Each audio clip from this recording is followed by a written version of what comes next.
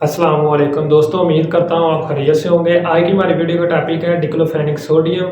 Diclofenac sodium का तल्लक एनसेड class of medicine से है, जिसको हम ज़्यादातर पेन और इन्फ्लेमेशन में इस्तेमाल करते हैं। अगर डिक्लोफेनिक सोडियम के रिजल्ट्स की बात की जाए तो इसको हम ज़्यादातर हल्की और दरमियानी किस्म की पेन की मैनेजमेंट में इस्तेमाल करते हैं।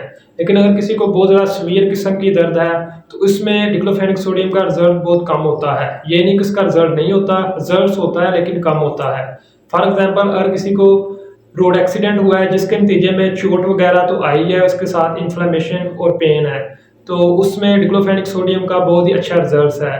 लेकिन अगर किसी को बहुत ज़्यादा सीवियर किस्म का रोड एक्सीडेंट हुआ है जिसके नतीजे में बहुत ज़्यादा हड्डियाँ वगैरह फ्रैक्चर हो चुकी हैं, पेन बहुत शिद्दत के साथ है, तो उसमें डिक्लोफेनिक सोडियम का रिजल्ट बहुत कम होता है।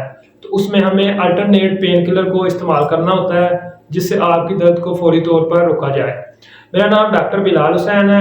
आज की वीडियो में मैं आपको बताऊंगा डिक्लोफेनिक सोडियम को इस्तेमाल करते वक्त कौन सी गलतियां की जाती हैं, इसको हम कौन कौन सी प्रॉब्लम्स में इस्तेमाल कर सकते हैं, इसको कौन कौन सी प्रॉब्लम में इस्तेमाल नहीं करना चाहिए, इसके मुज़र असरात क्या हैं। तो वीडियो को एंड तक लाजमी देखिएगा ताकि आप भी जब डिक्लोफेनिक सोडियम को इस्तेमाल करें तो आपको इसके बारे में मुकम्मल इंफॉर्मेशन हो।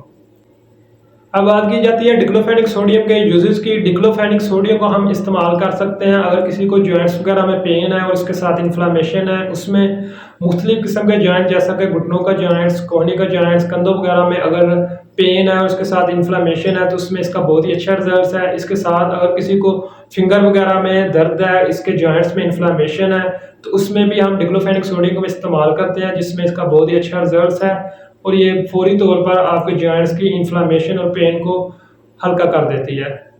डिक्लोफेनिक सोडियम को हम ऑटोइम्यून डिसऑर्डर जैसे कि रूमेटॉइड अर्थराइटिस में इस्तेमाल करते हैं। इसमें आपकी जॉइंट्स की जो लाइंस होती हैं वो मुतासर हो जाती हैं।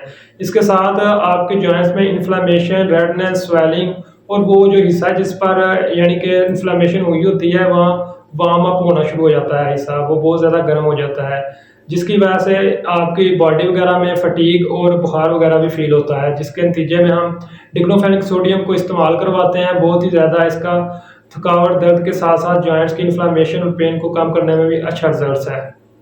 डिक्लोफेनिक सोडियम को हम एल्कोलाइजिंग स्पॉन्डिलाइटिस में भी इस्तेमाल करते हैं। एल्कोलाइजिंग स्पॉन्डिलाइटिस में आपकी जो रीढ़ की हड्डी के जो होते हैं जॉइंट्स और लिगामेंट, इनमें इन्फ्लामेशन होती है और बहुत ज़्यादा दर्द होती है।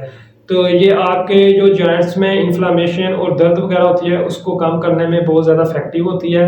और अगर किसी को रीढ़ की हड्डी वगैरह के जॉइंट्स में या लिगामेंट्स में कोई प्रॉब्लम्स आ रही है तो उसमें भी हम इसको इस्तेमाल कर सकते हैं। इसके साथ फीमेल में मेंस्ट्रुअल क्रैम्प वगैरह का इशू होता है तो उसकी दर्द को कम करने के लिए भी ये बहुत ज़्यादा इफेक्टिव होती है। ये ज़्यादातर मिसोप्रोस्टोल के साथ कम्बिनेशन में आती है। मार्केट में इसके बहुत ही ज़्यादा मशहूर ब्रांड जो कि आपको स्क्रीन पर नज़र आ रहे हैं मिल जाते हैं, इसको हम इस्तेमाल करते हैं। बहुत ही ज़्यादा इसका मेंस्ट्रुअल क्रैम्प की दर्द में इफेक्टिव रोल है। इसके साथ अगर किसी को माइग्रेन वगैरह का अटैक हो रहा है तो उसकी जो अलामात है उनको कम करने के लिए इसको इस्तेमाल करते हैं। ये सिर्फ माइग्रेन की अलामात को कम करती है, इसके ट्रीटमेंट में हम इसको इस्तेमाल नहीं कर सकते। यानी कि माइग्रेन की जो सिम्टम्स हैं उनको टेम्परेरी तौर पर जो रिलीफ है वो डिक्लोफेनिक सोडियम से मिल जाता है। तो उसके यानी कि ट्रीटमेंट में हम एक और प्रोसीजर जिसको फॉलो करते हैं वो इस वीडियो में मैं आपको बता नहीं सकता। अब बात करते हैं डिक्लोफेनिक सोडियम का हम कौन कौन सी प्रॉब्लम में इस्तेमाल नहीं कर सकते। डिक्लोफेनिक सोडियम का अगर किसी को हार्ट का मसला है या स्ट्रोक वगैरह का इशू है तो उसमें इस्तेमाल नहीं करना चाहिए। इसमें अगर लंबे अरसे तक हम डिक्लोफेनिक सोडियम इस्तेमाल करेंगे तो ये आपको मजीद प्रॉब्लम्स क्रिएट करेगी। इसी तरह अगर किसी को CABG वगैरह हुआ है यानी कि कॉर्नरी आर्टरी बाईपास ग्राफ्ट वगैरह का मसला है तो उसमें इससे पहले या बाद में भी डिक्लोफेनिक सोडियम को इस्तेमाल नहीं करना चाहिए क्योंकि इसमें भी इसके बहुत ज़्यादा साइड इफेक्ट हैं। इसी तरह अगर किसी को हाई ब्लड प्रेशर वगैरह का इशू है तो उसमें भी डिक्लोफेनिक सोडियम को बहुत एहतियात से या डॉक्टर के मशवरे के बाद इस्तेमाल करना चाहिए। वैसे तो एनसेड की कोई भी क्लास या एस्प्रिन वगैरह एस्थमा के पेशेंट में मुख्तलिफ किस्म की एलर्जी वगैरह काज कर सकती है। इसी तरह डिक्लोफेनिक सोडियम को भी एस्थमा के पेशेंट में इस्तेमाल करने से पहले अपने डॉक्टर से मशवरा कर लेना चाहिए। डिक्लोफेनिक सोडियम के ज़्यादा इस्तेमाल से आपको मैदे में या इंटेस्टाइन में ब्लीडिंग वगैरह होने के चांसेस होते हैं। तो जिन लोगों को स्टमक इश्यू वगैरह होते हैं तो उनको भी चाहिए कि डिक्लोफेनिक सोडियम को इस्तेमाल करने से पहले अपने डॉक्टर से मशवरा कर लें।